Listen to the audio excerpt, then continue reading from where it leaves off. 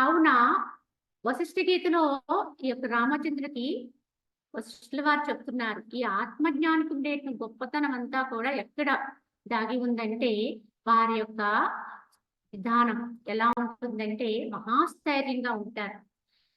కావున ఏ విధంగానూ కూడా వారు ఎవరి వల్ల కూడా బాధింపబడరు. పరమ స్వతంత్రులై ఉంటారు. దేనికి కూడా పరాధీనత్వం ఉండదండి వారిలో. ఏ కోశాన కూడా పరాధీనత్వం ఉండదు. కనుక ఈ ఆశా పరాధీనత్వ రహితము మనసు, అటువంటి మనసు కలిగిన వాడు ఏంటాడు, పూర్ణ చంద్రుడు వలె ఆత్మయందు పరమ సుఖమును పొందుతూ ఉంటాడు. ఈ విధముగా ఆత్మయందు నిరంతరము కూడా ఆత్మస్థితిలో ఉంటూ పరమ సౌఖ్యంగా పరమానందాన్ని అనుభవిస్తూ ఉంటాడు.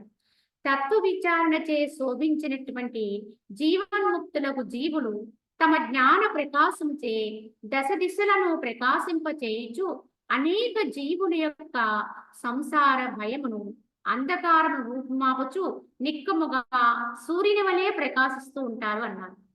ఎందువల్లంటే ఈ తత్వ విచారణ యొక్క గొప్పతనాన్ని ఇక్కడ తెలియజేస్తున్నారు. ఈ తత్వ విచారణ చేత శోభించేటువంటి జీవన్ముక్తులైనటువంటి జీవులు తమ యొక్క జ్ఞాన ప్రకాశముచే, ఈ తత్వ విచారణ వల్ల కలిగినటువంటి జ్ఞాన ప్రకాశముచే దశ దిశలను ప్రకాశింపజేయగలుగుతారు. కేవలం వారు వాక్కుల ద్వారా ప్రకాశింపజేస్తారు అనుకునేరు. వాక్కుల ద్వారా ప్రకాశింపజేయడం అనే ప్రయత్నము చాలా స్వల్పం అండి. మరి ఎలా ప్రకాశింపజేస్తారంటే వారి యొక్క నడవడిక ద్వారా, వారు జీవించే విధానం ద్వారా ఎంతో మందికి జ్ఞానబోధ అవుతుందండి. వారిని చూసి నేర్చుకునే వాళ్ళు ఉంటారు. వారి విధానాన్ని గమనించి ఆశ్రయించే వాళ్ళు ఉంటారు. కావున ఆ జ్ఞాన ప్రకాశం దశ దిశల్ని ప్రకాశింపజేయచ్చు అనేక జీవుల యొక్క సంసార భయం అనేటువంటి అంధకారం రూపమవచ్చు నిక్కముగా సూర్యుని వలె ప్రకాశిస్తూ ఉంటారు. వీరి లక్షణం ఎలా ఉంటుందంటే దశ దిశలా ఆ ప్రకాశం అన్ని వైపులకు ప్రకాశిస్తుంది. అనేక జీవుల యొక్క సంసార భయం అనే అంధకారాన్ని రూపుమాపడానికి ప్రయత్నిస్తారు. కనుక ఎంతో మంది జీవులు అజ్ఞానముతో ఉండడం వల్ల ఏర్పడిన బంధనాలు ఏవైతే ఉంటాయో ఈ యొక్క సంసార భయం అనేటువంటి అంధకారం రూపుమాపుచు నిక్కముగా సూర్యుని వలె ప్రకాశిస్తూ ఉంటారు. వారు ఎప్పుడు కూడా వెలుగుతూనే ఉంటారండి. జ్ఞానానికి ప్రతీకే ప్రకాశం. ఈ ప్రకాశమేనండి జ్యోతి స్వరూపం. కావున జ్యోతి అంటే ఏదో వెలిగే ప్రమిద అనుకునేది, అది కాదండి. జ్ఞాన ప్రకాశమే జ్యోతి స్వరూపం అండి. కేవలము జ్యోతి దర్శనము అని మనం అనుకుంటూ ఏదో మనం దర్శించాం మన లోపల ఉన్న జ్యోతిని దర్శించుకున్నాం అనుకుంటున్నాం. యథార్థంగా అయితే ఈ జ్ఞానం ఎక్కడైతే ఉన్నతి అవుతుందో ఆ జ్ఞాన ప్రకాశమే జ్యోతి స్వరూపం అవుతుంది. ఈ విధంగా రాత్రి యందు ఆకాశమున బాలుని స్వకీయ అజ్ఞానముచే కల్పితమైనట్లు భీతి ద్వారా ఆ బాలుని ప్రాణమును కూడా హరించినదే అయినటువంటి బేతాళము విచారణ చేత విలీనమైపోతుంది. అంటే చిన్న పిల్లవాడు తెలియక అజ్ఞానంలో ఒక రాత్రి సమయంలో దేన్నో చూసి అది దెయ్యము అన్నాడు, బేతాళం అనుకున్నాడు. అనుకుని దాన్ని ఎలా అంటే ఆ అనుకునే భ్రాంతి అని తెలియక పదే దాన్ని స్మరించి ఇంకా అదే భయం చేత చివరికి ప్రాణాలను కూడా పోగొట్టుకునే పరిస్థితి వచ్చేయచ్చు. ఎందుకంటే మన భ్రాంతులన్నీ అటువంటివేనండి. అన్ని ఆ పిల్లవాడికి తెలియక లేనిదాని ఉందని భ్రమించి భ్రాంతి పడి ఆ యొక్క భ్రాంతిలోనే చివరికి అంత సంకటం తెచ్చుకున్నాడు. కానీ యథార్థంగా మనుషులుగా ఉన్న మనం కూడా మనకున్నటువంటి ఈ సంకటాలన్నీ అనుకున్నవన్నీ కూడా భ్రాంతి ద్వారా వచ్చినవి. లేని వాటిని ఉన్నట్టుగా నమ్మడం ద్వారా వచ్చినవి ఇవన్నీ కూడా. అక్కడ లేని పిశాచాన్ని ఉంది అని భ్రమించడం ద్వారా ఆ సంకటం ఎలా వచ్చిందో అలాగే లేని జగత్తుని ఉంది అనే గట్టి గుడ్డి నమ్మకంలో ఉన్నాం చూడండి, ఆ నమ్మకం వల్లే మనకి ఈ వచ్చే సంకటాలని. ఇవే నిజం అనుకుని వీటి భ్రాంతులకే లోనైపోయి మరి ప్రాణాలను హరింప చేసుకునే వాళ్ళు ఎందరూ లేరండి. వస్తే వచ్చినవి ఎలా వస్తే అలానే మళ్ళీ అవే పోతాయి. ఏవి నిత్యం కాదు, స్థిరంగా ఉండేవి కావు. కావున ఏదైనా సరే ఆగమాపాయను అంటే వస్తూ పోతూ ఉంటాయి. కనుక ఇప్పుడు కష్టం వచ్చింది, కొన్నాళ్ళు ఓర్చుకుంటే కొన్నాళ్ళకి అది పోతుంది. మళ్ళీ ఇంకో రూపంగా ఏదో సుఖం వస్తుంది. అది ఉండదు. కనుక అలా వస్తూ పోతూ ఉంటాయి. కానీ మనమే అన్నట్టుగా ఎవడైతే నిబ్బరంగా, స్థిరంగా ఉంటాడో వాడు జ్ఞానంతో ఉంటాడు గనుక వాడు అన్నిటిని అధిగమించగలుగుతాడు. అలా కాకుండా ఏదొస్తే అదే సత్యం అనుకుని అందులో పడిపోయామనుకోండి, దాన్ని తట్టుకోలేకపోయామనుకోండి, అదే నిజమనే భ్రాంతిలోకి వెళ్ళిపోయామనుకోండి, మరి ఆ కారణాల వల్ల ఎంతమంది ప్రాణాలు తీసుకుంటున్నారండి? ఎందువల్ల అంటే ఇటువంటి ఆత్మ విచారణ లేకపోవడం వల్ల, ఆత్మస్థైర్యం లేకపోవడం వల్ల. ఈ రోజు యొక్క ఆ రోజు ఈ రోజు కూడా అందరికీ అవసరమైన విద్య ఏంటంటే ఈ ఆత్మ విద్యే. అన్ని విద్యలతో పాటు మనం ఈ ఆత్మ విద్యను కూడా అందించగలిగితే ఎంతో మంది మేలు పొందుతారు.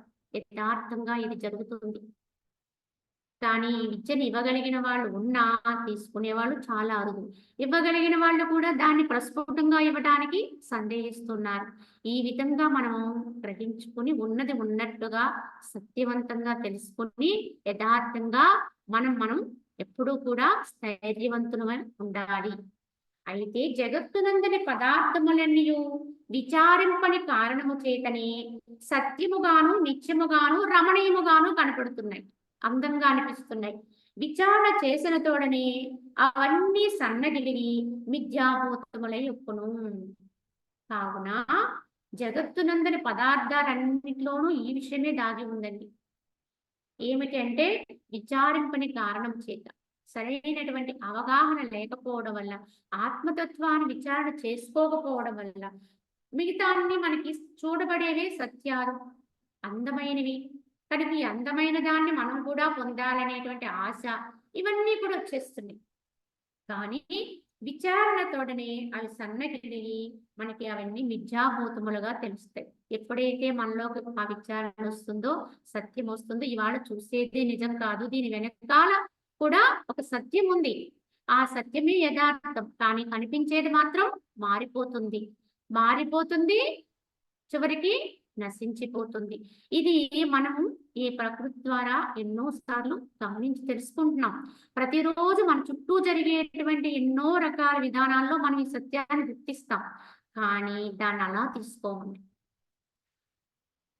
దానికి వేరే వేరే కారణాలు ఆపాదిస్తూ అసలు సత్యాన్ని మరుగున పడేసుకుంటున్నాం. కానీ యథార్థముగా గమనిస్తే ప్రతి దాంట్లోనూ సత్యం దాగి ఉంది. కనుక ఏదైతే మార్పునికి గురి కాకుండా నిత్యం ఉండేది ఏదైతే ఉందో దాన్ని గ్రహించాలి.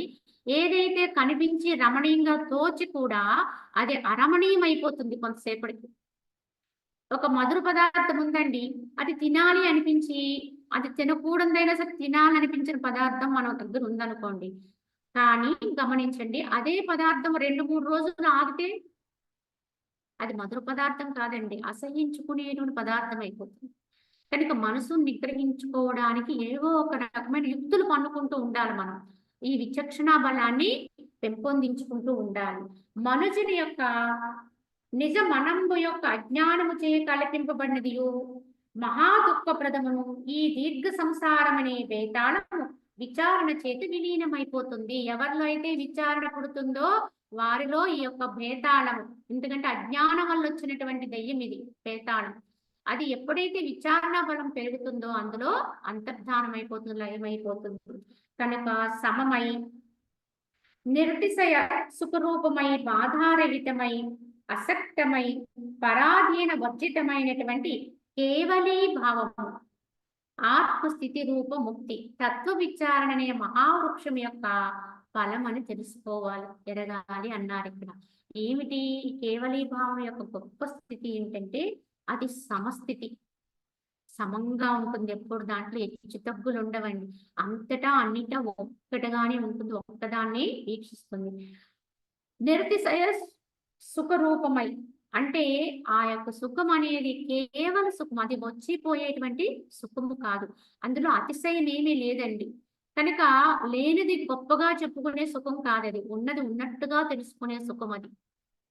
కావున అతిశయము లేనటువంటి సుఖరూపమై బాధారహితమై అనంతమై పరాధీన రహితమైనటువంటి ఎవరి వల్ల వచ్చినటువంటి సుఖం కాదది, కేవలము స్వయంలో స్వయంగా పొందేటువంటి అనుభవం అండి. కనుక అక్కడ ఎక్కడా పరాధీనత్వం లేదు. ఎవరి వల్లో మనకు వచ్చింది కాదు. ఈ పరాధీన రహితమైనటువంటి కేవలీ భావము అని ఒక పేరు పెట్టారండి. ఇందులో ఈ పదం చాలా సార్లు వాడతారు. ఈ కేవలీ భావం అనేది మనుషుడు తమ యొక్క ప్రయత్నము చేత, నిరంతర ప్రయత్నము చేత తనలో తాను అనుభవించేటువంటి స్థితి అండి. దీన్నే ఆత్మస్థితి అని కూడా అనొచ్చు. ఈ కేవలీ భావం, కేవలం ఉన్నాను, సత్యమే నేను కనుక ఉన్నాను అనేది, ఆత్మగా ఉన్నాను, దేవుడుగా ఉన్నాను అనే పదం కూడా కాదండి. ఉన్నాను, సత్యం. కనుక అది ఏదైతే ఉందో అది అలానే ఉంది అంతే. దానికి ఇంకా వేరే ఇంకా రెండోది ఏమీ లేదండి. దానికంటే వినా ఇంకొకటి ఏదీ లేదు. కావున ఆ కేవలీ భావములో ఇంకేది ఉండదు కనుక, ఏదీ లేదు కనుక దేని గురించి ఆలోచించే అవసరం కానీ, తలంపులు చేసేటువంటి ఆ భావన కానీ ఏమీ ఉండదు. కేవలం నిశ్చలం అంతే. ప్రశాంతంగా, స్థితంగా కదలక ఎలా నిలిచిపోతుంది అలా నిలిచిపోయే స్థితి. అంటే అలా నిలిచిపోతే మనుషుడు జడుడైపోతాడా, ఎక్కడ ఉంటే అక్కడ ఉండిపోతాడా అంటే ఇది దేహానికి వర్తింపచేసే గుణం కాదండి. దేహము దేహమే కనుక దేహము దాని యొక్క క్రియల్లో అది ఉంటుంది, అది చరిస్తూనే ఉంటుంది. కానీ లోపల మాత్రము ఆ గాలి వీచిన చోట ఉన్న దీపము మాదిరిగా ఆ మానసిక స్థితి నిశ్చలమైపోతుంది. కేవలం ఉంటుందంతే. ఇంకా రెండు లేదు అక్కడ. కనుక దీని తర్వాత ఏమిటి అనే ఆలోచనే లేదు. అలాంటి స్థితికి ఎవరైతే పొందుతారో అదే కేవలీ భావము, సమస్థితి, అదే ఆత్మస్థితి, అదే భగవంతుని యొక్క సాక్షాత్కారం. మరి ఇలా ఉంటే ఏమొస్తుంది? కేవలం ఉంటే ఇంక అనుభవం ఏముంటుంది అని ప్రశ్న వేసేవాళ్ళు ఉంటారండి, వేసుకోవాలి కూడా. కానీ అసలు ఉండి చూస్తే తెలుస్తుందండి ఏమవుతుందో, అసలు దాంట్లో వచ్చేటువంటి స్థితి ఏమిటో. ఎందుకంటే అన్నింటికీ ఆధారమైనటువంటి శక్తి ఏదైతే ఉందో, మూలం ఏదైతే ఉందో, మూలతత్వం ఏదైతే ఉందో అదే ఈ కేవలి స్థితి, ఆత్మస్థితి. అదిగా నువ్వు అయిపోతే, అదిగా స్థితమైపోతే అక్కడ ఇంక వాడికి అర్థం కానిది కానీ, తెలియనిది కానీ, వ్యక్తం కానిది కానీ ఏది ఉండదని చెప్పాలి. ఎందుకంటే ఒక్క దేహములో ఎక్కడ ఏ స్పర్శ అయినా నువ్వు ఒక్క దేహమే, కానీ ఈ దేహములో అవయవాలు వేరు, తర్వాత దీనికి ఉండేటువంటి ఇంద్రియాలు వేరు, ఇలా అన్నీ ఉన్నాయి. కానీ ఇంత దేహములో ఎంత చిన్నగా ఎక్కడ చీమ పుట్టినా చిన్న స్పర్శని కూడా మరి నువ్వు ఎలా గుర్తించగలుగుతున్నావు అంటే ఇది ఏకం కనుక, ఒకే దేహములో కనుక గుర్తించగలవు. దేని ద్వారా గుర్తించగలుగుతున్నావు అంటే ఈ తెలివి ద్వారానే గుర్తిస్తున్నావు.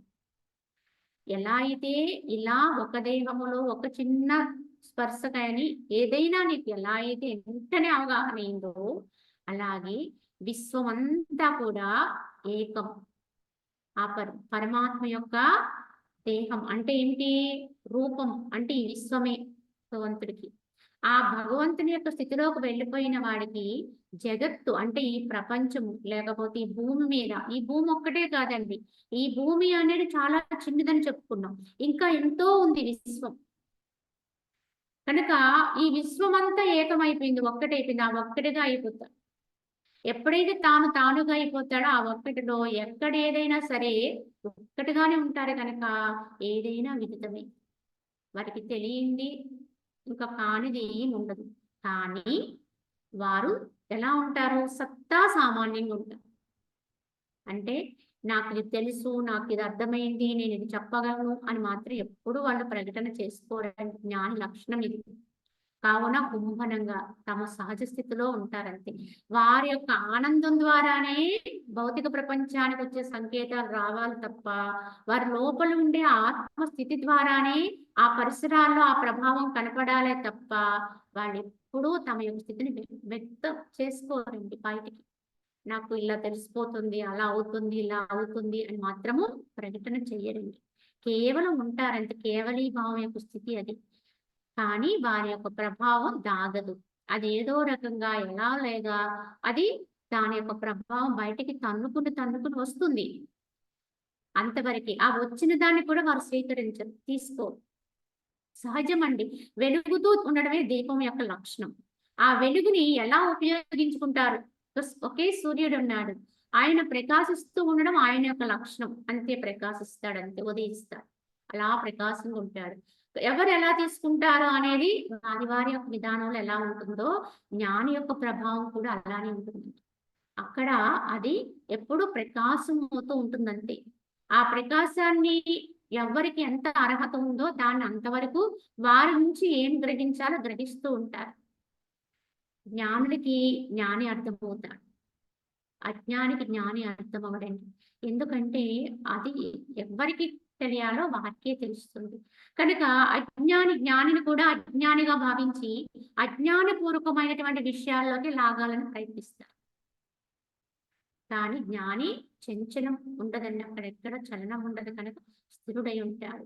కావున వారి యొక్క స్థితిని అర్థం చేసుకోగలిగితే చాలండి, వారి యొక్క ప్రభావం మన మీద పడినట్టే.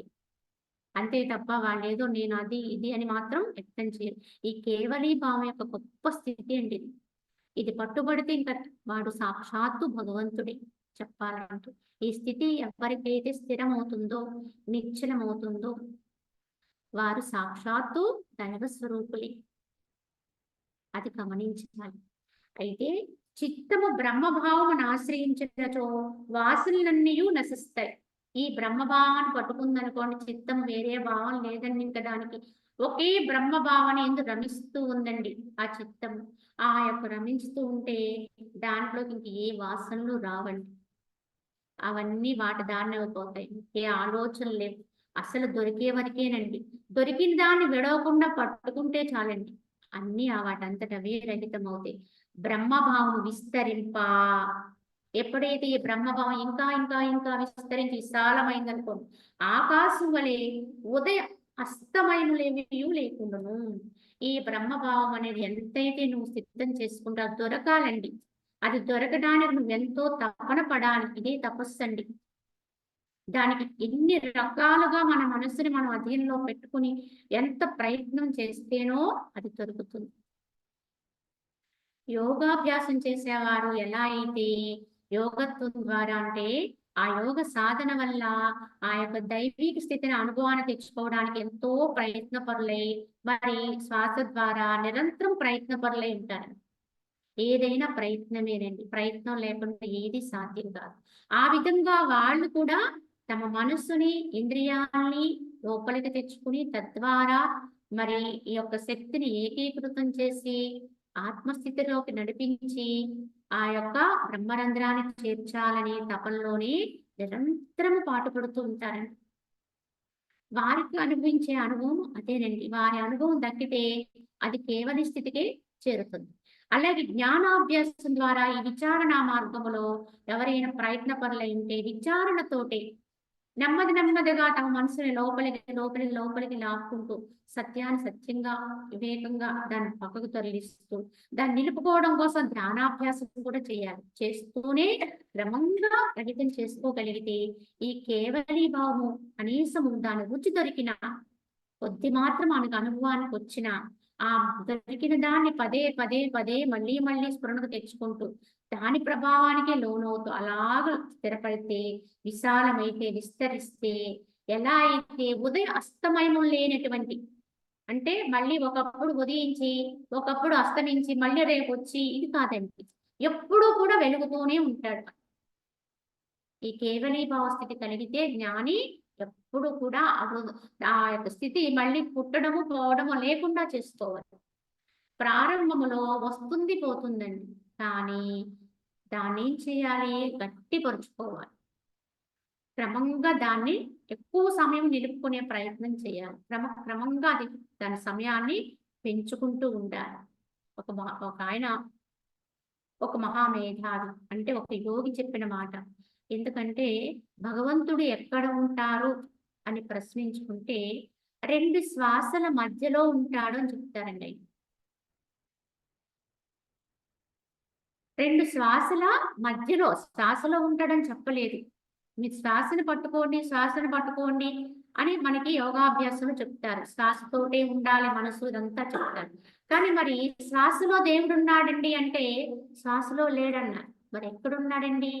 ఒక శ్వాసకి మధ్యలో ఉండేటువంటి సంధి, ఈ గట్టు మించి ఆ గట్టు మీదకి వెళుతున్నప్పుడు ఆ మధ్యలో నువ్వు ఏ గట్టు మీద ఉన్నావు అంటే దీన్ని విడిచిపెడతావు, దాన్ని ఇంకా పట్టుకోలేదు. ఆ స్థితి ఉంటుంది చూడండి. అప్పుడు నువ్వు దాని మీద లేవు, దీని మీద లేవు, ఆ మధ్యలో ఉందండి భగవంతుని యొక్క సాక్షాత్కారం కూడా. అలా రెండు శ్వాసల యొక్క మధ్యలో, అలాగే రెండు ఆలోచనల మధ్యలో ఉన్నాడని చెప్పి. ఆలోచనలో లేడు, కానీ ఈ ఆలోచనలో లేడు, ఆ ఆలోచన లేడు. మరి ఎక్కడున్నాడు? ఆలోచనకి మధ్య సంధి ఏదైతే ఉందో అంటే అక్కడ ఏమీ లేదండి, ఖాళీ. ఖాళీ అంటే శూన్యం. కనుక శూన్యంలోనే దేవుడు ఉన్నాడండి. శూన్యమే దేవుడు చెప్పాలంటే. శూన్యమే దేవుడు అన్నారు కదా అని శూన్యం అంటున్నారు. అదేమి కాదండి, అది ఇంకెందుకు శూన్యమైతే అనుకునేది, కానీ అదే మహా చైతన్యం అని. కాకపోతే అది మన అనుభవానికి రావడానికి ఈ యొక్క ఏమీ లేని స్థితిలోంచే అనుభవానికి వస్తుంది. కావున ఆలోచనలోంచి అది రాదండి. ఆలోచనకి మధ్య మనం ఏం చేయాలి? ఇప్పుడు రెండు ఆలోచనల మధ్యలో భగవంతుని యొక్క స్థితి అర్థమవుతుంది, దైవ సాక్షాత్కారము అని తెలుసుకుంటే ఇప్పుడు మనం చేయవలసిందల్లా ఆలోచనకి కనీసం విరామం అయినా పెంచాలి. కొద్దిగా వాటి మధ్య దూరాన్ని పెంచుకుంటూ వెళ్ళాలి. మనము నిరంతరము ఆలోచన మీద ఆలోచన, తలపుల మీద తలపులు నిరంతరము చేస్తూనే ఉంటాం. ఇదే సంసారం. కానీ కనీసం ప్రయత్నపూర్వకంగా ప్రారంభంలో ఆలోచించడానికి మధ్యలో కొద్దిగా అయినా విరామం కలిగి ఉండాలి. ఈ విరామంలోంచి మనకి శాంతి అందుతుంది. అప్పుడు మనం ఏం చేయాలి? ఆ విరామాన్ని పెంచుకుంటూ వెళ్ళాలి. కొద్దిగా వచ్చినటువంటి మధ్యస్థ ఖాళీ స్థితిని ఇంకా పెంచండి. మొట్టమొదటి 1 నిమిషం, 2 నిమిషాలు, ఒక 3 నిమిషాలు అంటే ఆలోచన లేకుండా నువ్వు ఉండగలను. మళ్ళా 3 నిమిషాల తర్వాత ఇంకొక ఆలోచన వస్తుంది, ఈసారి 4 నిమిషాలు ఉందాం. ఇలాగ మన ప్రయత్నంతో సాధిస్తే చివరికి ఆలోచన రహిత స్థితి సంప్రాప్తమైతే, ఆలోచనే లేని స్థితి ఎప్పుడైతే వస్తుందో అప్పుడు ఉదయ అస్తమయము లేనటువంటి సూర్యుడు ఎలా ఉంటాడో అలా ఉంటాడండి జ్ఞానం. కేవలం అప్పుడు వచ్చేది కాదు, పోయేది కాదు, ఎప్పుడు వెలుగుతూ ఉండే స్థితి అలా ఉంటుంది. అప్పుడు మనుజుడు ఈ విశాల జగత్తును కేవలము సాక్షి వలె కనుచుండును. ఆ స్థితి అభ్యాసమైతే మనుజుడు ఎలా ఉంటాడంటే ఈ విశాలమైన జగత్తుని కేవలం సాక్షి వలె చూస్తూ ఉంటాడు. సాక్షి ఎవరికి సంబంధించిన వాడు కాదండి, కేవలం చూస్తాడు, కేవలం ఉంటాడంతే. అలాగే ఈ జగత్తు యావత్తుని కూడా సాక్షి వలె చూస్తూ ఉంటాడు. చివరికి నేను అనుకుని ఇంతకాలం నమ్మిన దేహాన్ని కూడా సాక్షిలా చూస్తాడు. కనుక ఎక్కడో దూరంగా మన కంటికి కనపడిన వాటిని చూడాలి. నిరంతరము మనతో ఉండేది ఏంటి? ఇదే, ఈ బొమ్మే. కావున ఈ దేహం అనేటువంటి బొమ్మని సాక్షిగా చూడడం నేర్చుకుంటే ముందు అన్ని సిద్ధిస్తాయి. ఇది ఏం చేస్తుంది? దీని యొక్క ప్రతి కదలికని గమనించగలిగితే ప్రతి దానంలోనూ ఇంకా మనసుకు వేరే వెళ్ళడానికి వెళ్ళడానికి దానికి సమయం ఉండదండి ఇంకా. కనుక దీన్ని కనీసం మాట్లాడుతున్నప్పుడు మనిషి అంతా మాట్లాడకపోయినా నోటి దగ్గర పెదాలు 2 కొలుతాయి కనుక ఆ పెదాల దగ్గర చూడు, నీ భావన ఉంచు. నడుస్తుంటే పాదాల యొక్క స్పర్శ అంటే పాదాలు భూమిని తాకుతున్న స్పర్శను అనుభవిస్తూ వెళ్ళిపో.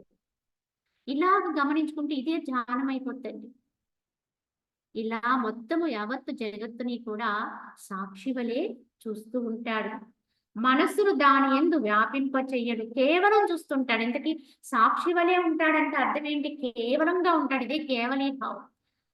కళ్ళు చూస్తాయే తప్ప దాని యొక్క భావనేది లోపలికైతే వెళ్ళదండి, కేవలం చూస్తూ ఉంటాడు అంతే. దృశ్యాన్ని లోపలికి మాత్రం తీసుకోడు, దేనిని గ్రహింపడు, భోగింపడు, శాంతుడై ఉంటాడు.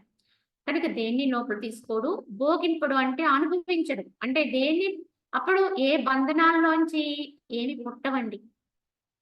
ఏ రకమైనటువంటి మానసికమైనటువంటి లక్షణాలు కొన్ని ఉంటాయండి. ఇష్టమైనది దొరికినప్పుడు ఒకలా, కష్టమైనది వచ్చినప్పుడు ఒకలా, ప్రియమైన వాళ్ళ దగ్గరికి వస్తే ఒకలా, శత్రువులు వస్తే ఒకలా, మనసు యొక్క సంకోచ వ్యాకోచాలు ఉంటాయి. కానీ ఈ స్థితి కలిగిన వాడికి ఇవేమి ఉండవండి. ఏ రకమైనటువంటి భావన పుట్టదండి. నా పర, తన పర భేదాలు ఉండవు. ఏమి అన్నిటికీ అతీతమైనవి. కానీ ఇది అనుభవించిన వాడికి అర్థమవుతుంది. కేవలం ఇది చెప్పుతూ ఉంటే వింటూ ఉన్నాం అనుకోండి, సామాన్యమైన భావంతో దీన్ని గ్రహిస్తే, ఎందుకు ఇది నిరర్ధకం కదా, ఇలా ఉంటే వ్యర్థం కదా అనిపించొచ్చు. కానీ ఈ స్థితిని అనుభవిస్తే అప్పుడు అర్థమవుతుంది దాంట్లో ఉన్న గొప్పతనం ఏమిటో, ఆ శాంతి స్థితి ఏమిటో. ఇది ఏది బయట బయట కనిపించే వేటిని చూడకపోయినా, వేటిని పట్టించుకోకపోయినా, లోపల మాత్రం తానే ఏకమై ఉంటాడు, అన్నిట్లో వ్యాపకమై ఉంటాడు, సర్వాత్మకుడై ఉంటాడు. కనుక వాడు ఆనందములో, వాడి ఆనందము తెరలు తెరలుగా ఉంటుందండి, పరులుతూ వస్తుంటుంది. అటువంటి స్థితిని అనిపిస్తూ ఉంటాడు. పోయిన దాన్ని గురించి చింతింపడు, ప్రాప్తించిన దాన్ని అనుసరి ప్రాప్తించిన దాన్ని అనుసరించును.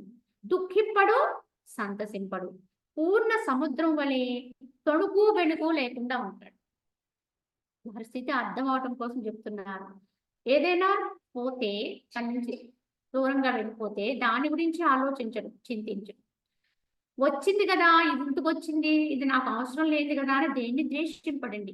ఏదొస్తే దాన్ని స్వీకరిస్తూ ఉంటాడు, అనుసరిస్తూ ఉంటాడు. అంతే. స్వీకరించడం అంటే ఏంటి? అప్పటికి అది వచ్చింది కనుక అది చేస్తాడు. తన ముందుకు ఏదొస్తే అది ఆచరిస్తూ ఉంటాడు. పని కట్టుకుని తాను పరుగులు పెట్టడు. కష్టమైన సుఖమైన, కష్టం వచ్చినా సుఖం వచ్చినా అది పొమ్మనడు, ఇది రమ్మనడు. కానీ అలా అని దాంతో రమించడు, అంటే భోగించడు. కష్టాన్ని అనుభవించడు, సుఖాన్ని కూడా అనుభవించడు. ఎందుకంటే కేవలం కష్టాన్ని అనుభవించకుండా మాత్రమే యుక్తి నేర్చుకుంటే, సుఖాన్ని మాత్రం తీసుకున్నాం అనుకోండి, అదెంతో ఇది అంతే. కనుక మనసుని వ్యాకులత్వం చేయటములో ఒక విధంగా చెప్పాలంటే, కష్టానికంటే దుఃఖానికంటే సుఖమే ఎక్కువగా మనల్ని అవాంతరాలు కలిగిస్తుందండి. భోగమే ఎక్కువగా అవాంతరాలు కలిగిస్తుంది, వాటి ప్రలోభాలకు లోను చేస్తుంది. కనుక జ్ఞాని దానికి దీనికి కూడా వెడవడండి. అది వచ్చిందని పొంగడు, ఇది రాలేదని పొంగడు. ఆ స్థితి కలుగుతుందండి జ్ఞానికి. పూర్ణ సముద్రం వలె తొడుగు వెడుగు లేకుండా ఉంటాడు. ఇది జ్ఞాని యొక్క స్థితి. కానీ మనం ఎప్పుడు భగవంతుని కోసం అర్థించిన, భగవంతుని ఒక నిజంగా ఎవరైనా భక్తి భావంతో భగవంతుని ప్రార్థించిన, లేదా ఏదో మహనీయుల దగ్గరికి వెళ్ళి కాసేపు మొరపెట్టుకున్నా, దేనికోసం అడుగుతున్నాం అంటే, అందరము అడిగేది ఏంటంటే కేవలీభావం అడగట్లేదు. అంటే దీనికి విరుద్ధమైన భావాన్ని పెంపొందించమని అడుగుతున్నామండి. ఇంకా భోగాల్ని కలిగించు, ఇంకా రమ్యత్వాన్ని ప్రసాదించు, ఇంకా అది చెయ్యి, ఇది చెయ్యి, ఇది చెయ్యి అని నాకు ఇంకా సంఖ్యలు వెయ్యి అన్నట్టుగానే ప్రార్థిస్తుంది. ఏదైతే వద్దన్నారో దాన్ని కావాలని అడుగుతుంది. ఎవరైనా ఏ మహానుభావుడు చెప్పిందైనా ఇదే సత్యం అండి. కానీ ఈ సత్యాన్ని మనం ఏం చేస్తున్నాం? మనమే మళ్ళీ తిరగ రాసుకుంటున్నాం. కనుక ఏమవుతుంది? మనకి ఏది అడుగుతున్నామో, మనం ఏ భావనతో ఉంటున్నామో అదే సిద్ధిస్తుందండి. నిజమైన భక్తుడు ఎప్పుడూ కూడా తనకి, అంటే ఆత్మకి అడ్డుగా నిలిచే వేటిని కూడా కాంక్షించండి. ఆత్మకు ఉపయోగపడుతుందంటే కష్టాన్ని కూడా కోరుకుంటాడండి. కష్టం వస్తేనే నా మనసు వంగుతుంది, లొంగుతుంది, భగవంతునికి అనుగుణంగా వెళుతుంది, ఆత్మకు అనుగుణంగా ఉండగలుగుతున్నామంటే, కుంతీదేవి అడిగిందంటండి శ్రీకృష్ణుని ఒకసారి, అత్త నీకు ఏం కావాలని అడిగితే, నాయన ఎప్పుడూ నేను మరవకుండా ఉండేటంత కష్టాన్ని ఇవ్వయ్యా అన్నది. అందుకే ఆ భక్తురాలని చెప్తారు ఇప్పటికి కూడా. ఇలా ఎవరు అడుగుతారండి? నా కష్టాలు తీసే, నా బాధలు తీసే, నా దుఃఖాలు పోగొట్టు, ఇదే అడుగుతాను తప్ప కష్టాన్ని కలిగించు అని అడగలిగిన వాళ్ళు ఎవరో వాళ్ళండి ధైర్యవంతుడు, నిజభక్తుడు.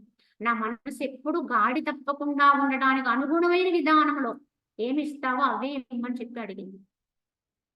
ఇదండి నిజభక్తుని యొక్క లక్షణం. కానీ ఇవాళ ఇటువంటి భక్తులు మనకి ఎవరికైనా మనలో చాలా అరుదండి. అందుకే కోటికొక్కడే నన్ను చేరగలుగుతాడని చెప్పడానికి కారణం అది. ఈ ధైర్యం చేయలేము కనుక, ఇలాంటి స్థితిలోకి వెళ్ళలేకపోతున్నాం కనుక. కానీ ఇప్పటికైనా అనేక జన్మల తరువాతైనా ఇటువంటి స్థితి అందుకున్నప్పుడే ముక్తి అని. అప్పటి వరకు తప్పదండి. ఇవన్నీ యథార్థంగా ఏమేమి అనుభవించాలో అవన్నీ అనుభవాలకి వస్తూనే ఉంటాయి. ధీరులకు ఈ జీవన్ముక్తులు తమ ఇచ్ఛానుసారము చాలా కాలము వసించి పిదప ఉపాధి లేశమును కూడా పరిచయించి అపరిచ్ఛిన్నముకు విదేహముక్తిని పొందుతారు.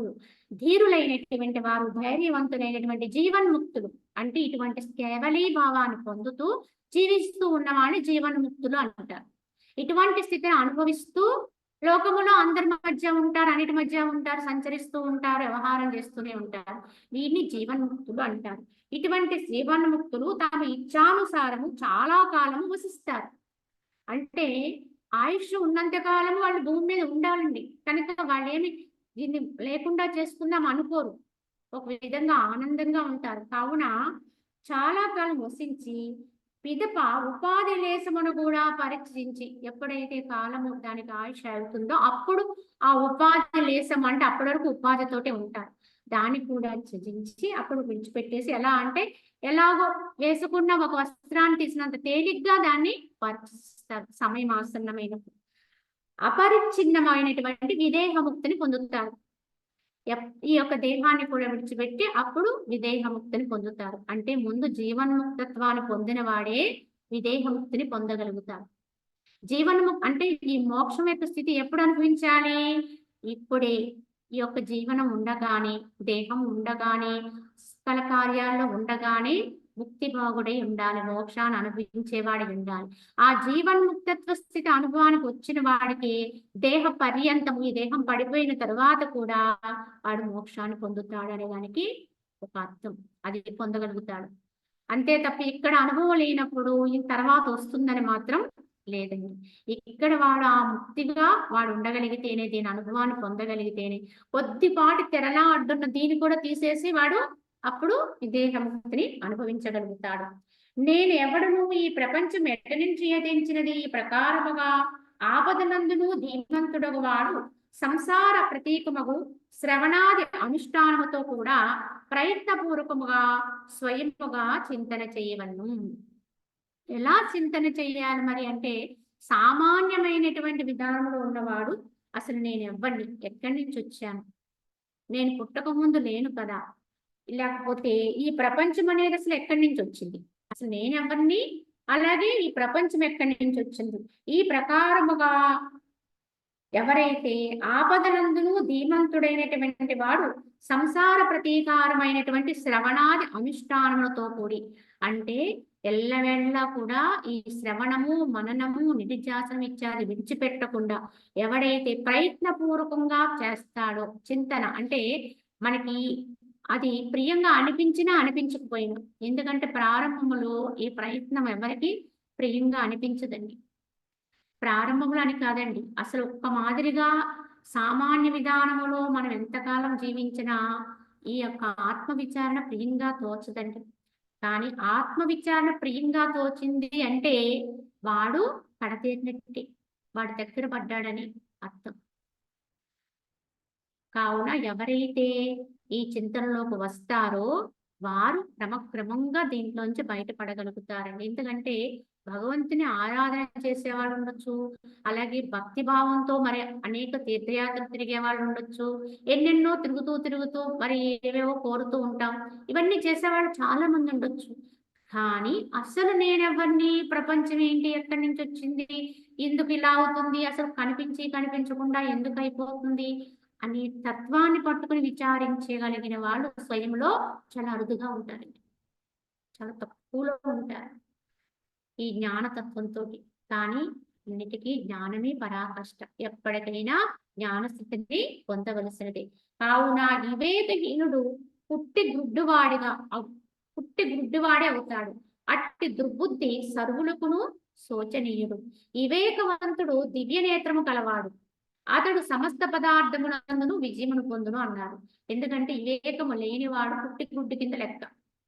ఎందుకంటే ఎలా అయితే ఆ గుడ్డివాడికి అంత అంధకారమే తప్ప వెలుగు కనిపించదో, అలాగే ఈ వివేకము లేని వాడైనటువంటి దుర్బుద్ధికి మరి ఉన్నది ఏది సత్యమైనది మాత్రం కనపడదండి ఎప్పటికీ. కనుక వాడు గుడ్డివాడి కిందే లెక్క యథార్థ దృష్టిలో. కానీ వివేకమైనటువంటి యుక్తి కలిగిన వాడికి దివ్య నేత్రం కలిగిన వాడు అవుతాడు. వాడికి సత్యమైన చక్కగా గోచరిస్తుంది, యథార్థాన్ని తీసుకుంటాడు, అసత్యాన్ని పక్కకు నెట్టేస్తుంటాడు. కావున పురుషార్థాన్ని సాధించగలుగుతాడు. ఎప్పటికైనా పురుషుడు యొక్క అర్థం పురుషార్థం. కనుక జన్మకొచ్చినందుకు ఏది పొందాలో దాన్ని అనుభవిస్తాడు. పరమాత్మమయమైనది తక్కిన అన్ని విచారణ కంటేను అధికమగు ప్రతిష్టతో కూడినది మహానందమనే సాధించేది అయినటువంటి ఆత్మతత్వ విచారాన్ని ఒక్క క్షణమైనా విడువరాదు. ఒక్క క్షణం చేయమనలేదండి, ఒక్క క్షణం కూడా విడవకూడదు అన్న ఇటువంటి ఆత్మ విచారణ. ఎందుకంటే ఎప్పుడు విడిస్తే అప్పుడే మాయ మళ్ళీ మన మీద ప్రభావం చూపిస్తుంది. కనుక ఎప్పుడైతే దీని నుంచి బయటకు వచ్చేస్తామో మళ్ళీ భౌతికమైన విధానాల్లో పడిపోతాము. చూడండి, ఇందులోనే చెప్తారు ఒక ఉపమానం. ఒక నాచు కట్టినటువంటి చెరువులో ఉన్నటువంటి అడుగునున్నటువంటి నీళ్లు మనకి కావాల్సినప్పుడు మనం ఏం చేస్తాము, నాచునంతటిని బింది పట్టుకెళ్ళి ఆ నాచుని పక్కకి అటు ఇటు పక్కకి తప్పించి లోపల ఉన్న నీటిని ముంచి పైకి బిందె లేపుతాం. కానీ ఆ బిందె యొక్క సగభాగం నీళ్ళలోనే ఉందనుకోండి, అప్పుడు ఆ బిందె చుట్టూ నాచు ఉంటుంది. కానీ ఆ బిందెని పైకి లేపేసామండి, మళ్ళీ నాచు వచ్చేస్తుంది. అలా వచ్చేస్తుంది మాయ.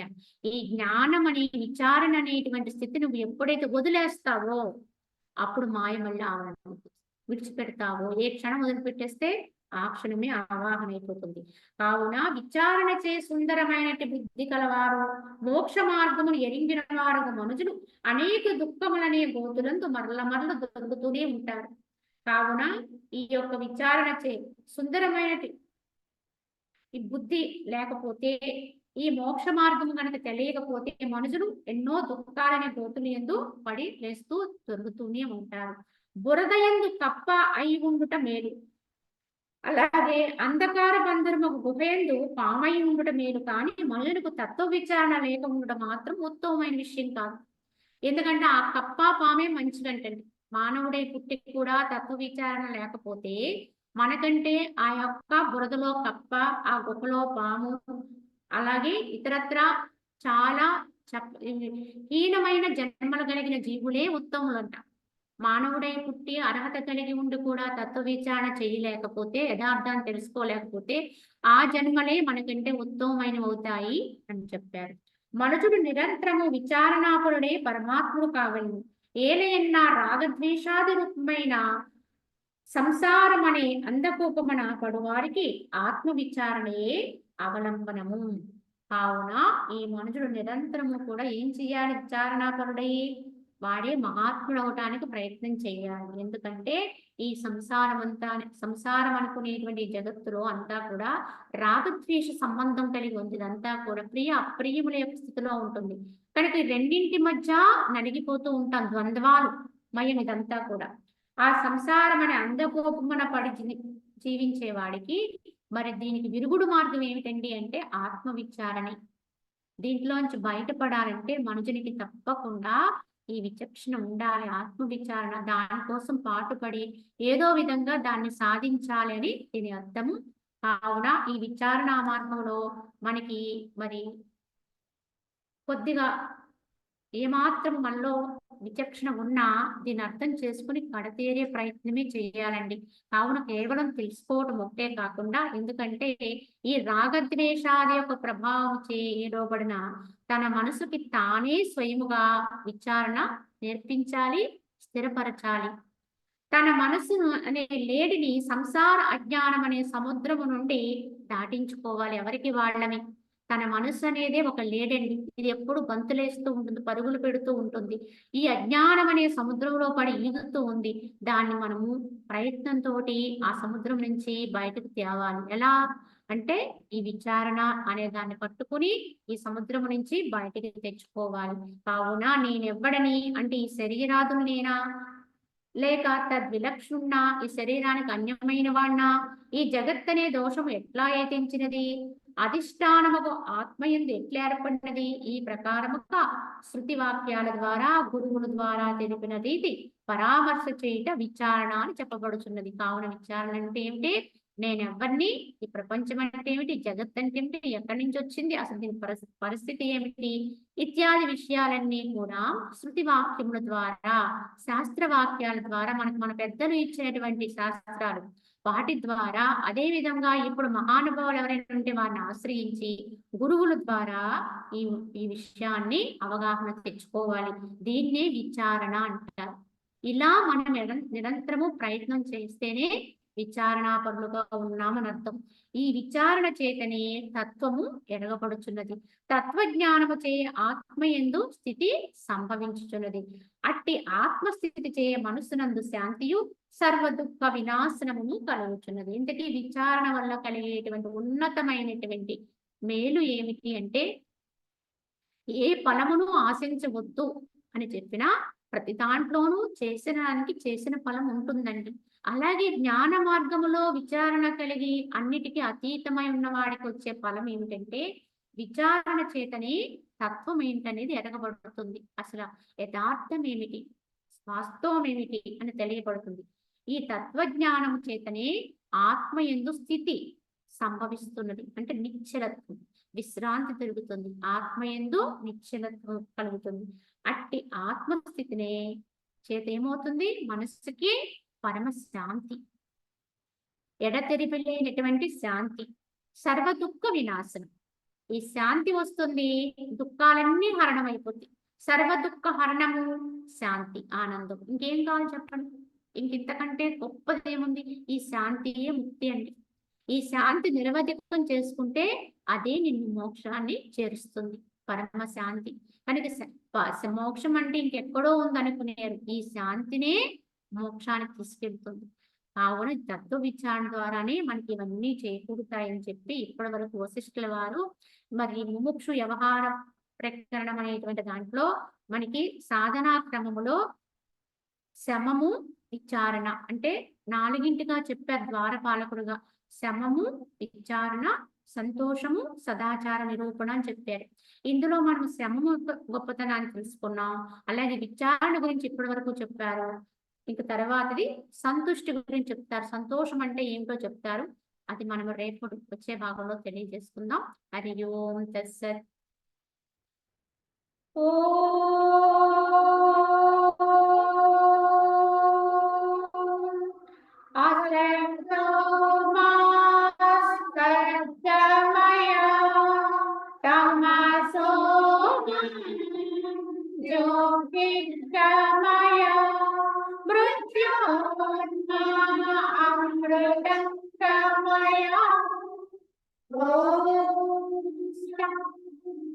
శాంతి శాంతి